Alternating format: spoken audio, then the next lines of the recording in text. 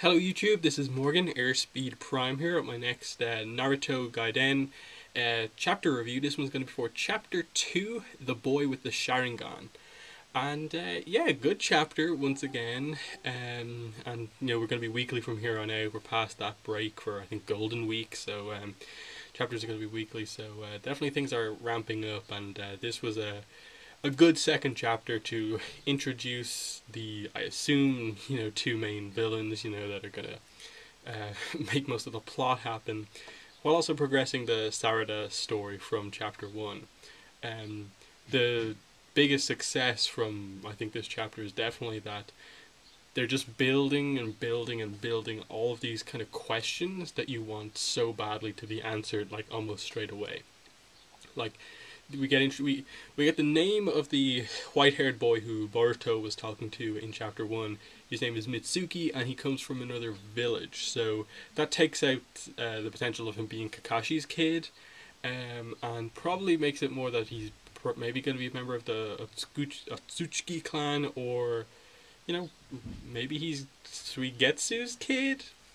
I don't know. It's hard to kind of really say, but either way, the way they introduced him here, they definitely, I think, set it up that he is going to be a fairly important character in this story, and probably in Boruto the movie.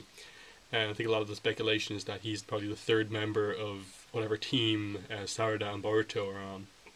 So that's going to be interesting to see where exactly that goes. They definitely made a point of just having that scene where he just kind of out of nowhere, goes up to them and just introduces himself to Sarada and Chocho, and then leaves. The only other thing it really hinted towards was that he said to Chocho that I knew just from looking at you that you're a member of the Akamichi clan, and Sarada asked herself, is the same instead of me? Is it very obvious that I'm from the Uchiha clan, other than just the kind of symbol that I'm wearing? So that was one thing that was kind of dealt with very nicely in this chapter, just the fact that, and it's something I didn't actually touch on in my chapter 1 review, just this idea that Sarada, at this point in time, doesn't really seem to care too much about becoming a ninja. She's questioning a lot of things about the whole ninja world that she's in. Why do I have to become a ninja? Why is it so important that I get my headband and become a ninja? There are so much more important things going on. For me, who am I? What family am I actually a part of? Who's my mother? Who's my father? And stuff like that. And I find that really interesting that you have this situation towards the end where Naruto is leaving the village to go and meet up with Sasuke, because of the kind of he sent a falcon and has the news about this boy with the Sharingan, which I'll talk about in a minute. But Naruto's leaving the village, so the idea here is that he's leaving a shadow clone behind, but the real Naruto is going to miss Boruto's graduation, if that actually plays out the way I think it's probably going to play out. And she's leaving because she doesn't care about the graduation. She sees this as an opportunity to meet up with her father and get the information that she needs about the kind of nature of her birth and all these questions that she's having. I think it's a really cool setup, because I think obviously Naruto is going to notice that he's being followed by Sarada and Chocho at the end, and I think it's a really cool setup that you're going to get this situation where I think Naruto, if they characterize him as an older character the way I think they are, he will completely understand where Sarada's coming from and won't hinder her from actually coming with him to meet with Sasuke. In that the whole run of basically Naruto the show was about Naruto and his connection with Sasuke, and wanting nothing more than to, see Sasuke again, have him back in the village. So I think he would completely understand Sarada's point of view in that you've never met him before, and he's your father. This needs to happen, and I think it's an interesting thing just in terms of their friendship that Naruto would kind of be the one to introduce Sasuke to his daughter. He's obviously, I think the implication is going to be that he's seen her before, potentially when she was born, but hasn't really seen her now. It's been a long time since they've seen each other. So that's that. Obviously, that there's still more what are you doing, Sasuke moments where he sends a falcon back to the village about a report about this guy with the Sharingan.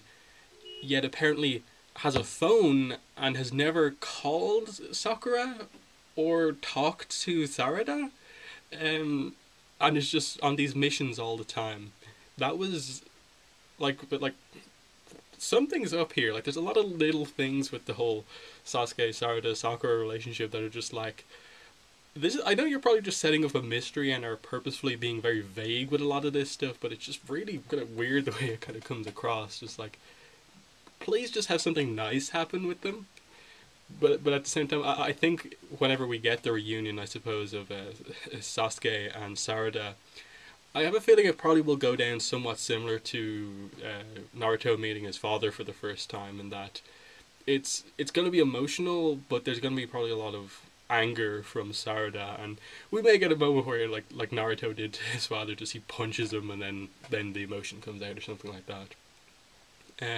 But either way, that's definitely one of the key things set up in the series. Just like, whenever the characters get to meet with Sasuke, it's going to be really important, because obviously they seem to be setting up that just as that's a big thing in this series, that any character who's going to talk to Sasuke is going to learn a lot about. We're going to learn a lot about his relationship with them and where things are. But going back to the very start of the chapter, we get the fight scene between Sasuke and this boy with the Sharingan of the chapter title, and the art is very careful to purposefully not reveal if Sasuke has his left arm back, if he has any sort of a prosthetic arm or not. They were very careful to show just he's using his right arm for everything, and you don't even see if he is missing his kind of left arm because of the way everything's was drawn.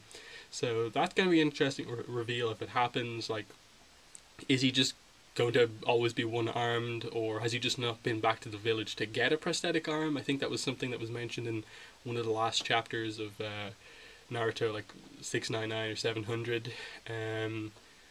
So that'll be interesting. Just the whole Sasuke's arm thing, if that gets any sort of resolution. But the boy with the Sharingan, interesting design. It's one of those ones where, like, if there was color for him, it would tell us a lot more. Like, it's a bit hard to speculate on anything really about him, just because we don't know, like, what they obviously went for light color for his hair because they didn't color it in black or anything like that. So that gives us a little hint, but definitely, I'd like to see a color page at some point to see what the boy with the Sharingan actually looks like. But the important thing is just Sasuke wins fairly easily. It was a pretty nice fight scene, actually, like the guy with the scythe on a chain, and without even looking, Sasuke knows it's kind of going to go around the tree and try and hit him, and he just kind of blocks it with his sword, and then there's the Chidori stream thing through the chain and easily beats him. But then we get an even more mysterious mystery when this kind of kid basically, like, goes away and reports back to, obviously, whoever the main villain is, and we get just that he asks him, so how was it? And he just says he was very strong. As expected, the guy who's unnamed but appears to be a member of the Akatsuki, he seems to have the kind of cloud pattern at some point, but we don't really see what he looks like all that much. He just says that, like, he's a disgrace to the Uchiha family, the proud Uchiha family.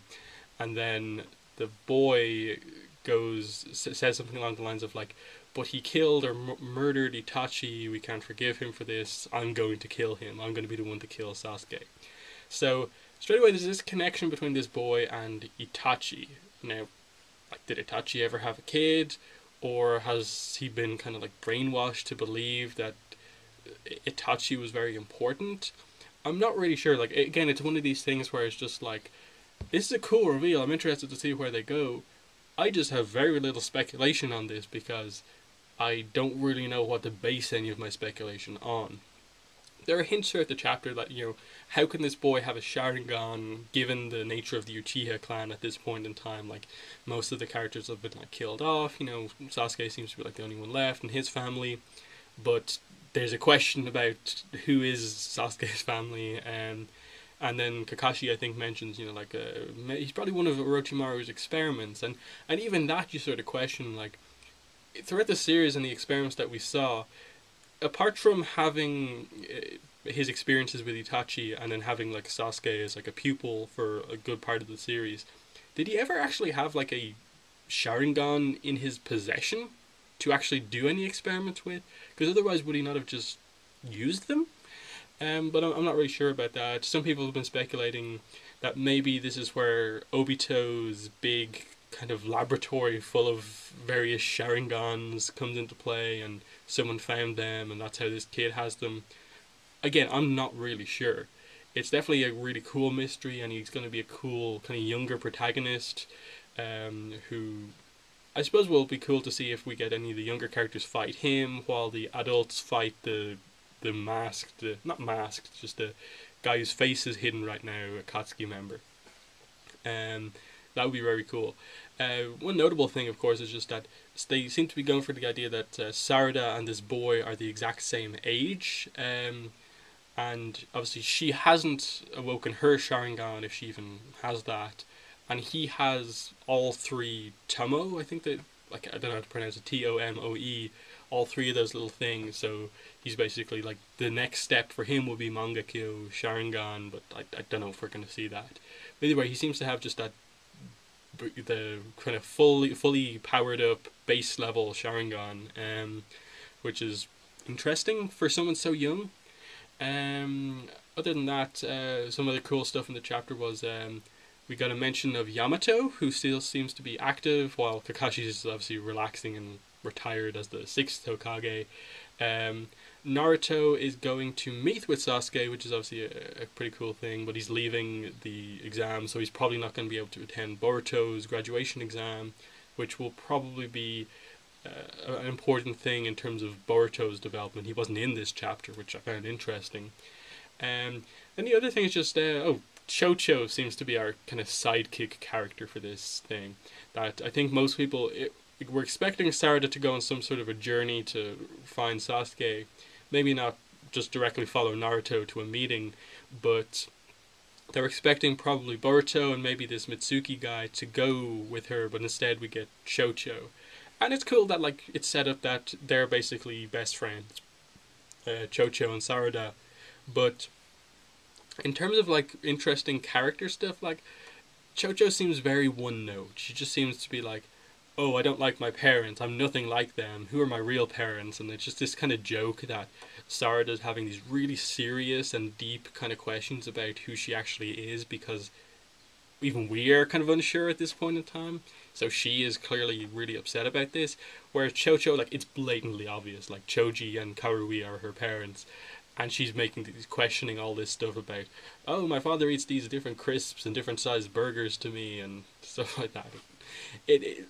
I get the kind of humorous comparison they're trying to make, that like Chocho has nothing to complain about given Sarada's situation.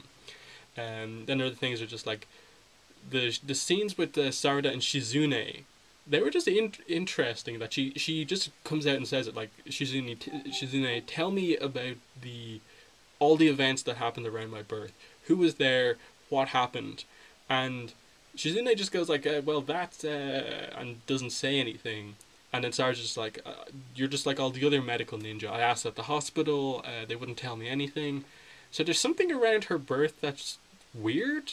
Like, something happened. I don't really know what the case is, but they seem to be kind of setting it up as this kind of almost like secret birth, kind of like Naruto's birth, and that, like, obviously it wasn't common knowledge in the village that he was like the 4th Hokage's son until Naruto found out. So, I don't really know where they're going with a lot of this stuff. Like, I had a lot of speculation after chapter 1, but after this chapter, I'm just kind of like, where is everything going? Again, I love a lot of the questions that are being asked, a lot of mysterious characters on the clearly kind of bad side, and even on the good side, like, who is Mitsuki? It's going to be interesting to get to meet him more. But in terms of next chapter, I definitely hope that we get some sort of a scene between Naruto and Sarada, because to me it wouldn't really make much sense that the two of them, not even Genin, can follow Naruto stealthily on a meeting to meet Sasuke. So I would hope that he gets to talk to Sarada at the very least. I don't know what Chocho's involvement would be talking to Naruto, but That would be really cool if we get that. Maybe Boruto shows up next chapter and joins this group on the way to see Sasuke. But they're also going to explore Orochimaru's hideout, which wherever Orochimaru is going to be cool. They're setting up the Karine, I assume, is going to be involved at some point in the story. We'll get probably her backstory where she's been the last few years. And other than that, it's just like there's a lot of stuff set up in this story, and obviously we're not expecting a massive amount of chapters overall. Like speculation is somewhere between like 16 to like 25 chapters for this story. So there's a lot of stuff to resolve, but I'm really pleased with where it's going so far. So in the comments, let me know what your thoughts were on chapter 2. But other than that, thanks for watching this review, and bye.